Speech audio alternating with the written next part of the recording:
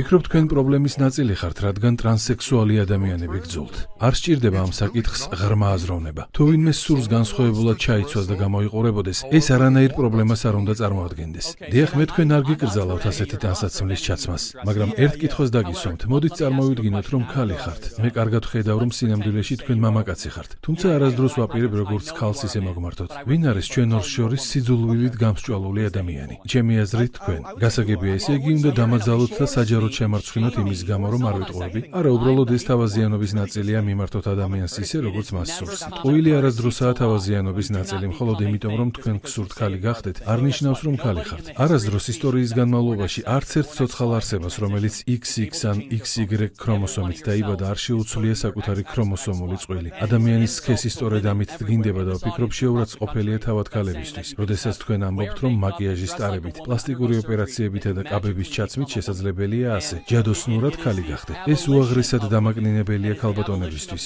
რის გამო უამრავი ადამიანი იტანჯება დღესდღეობით. გამოიწერე და გაიგე ამბები ლიბერალური ცენზურის გარეშე.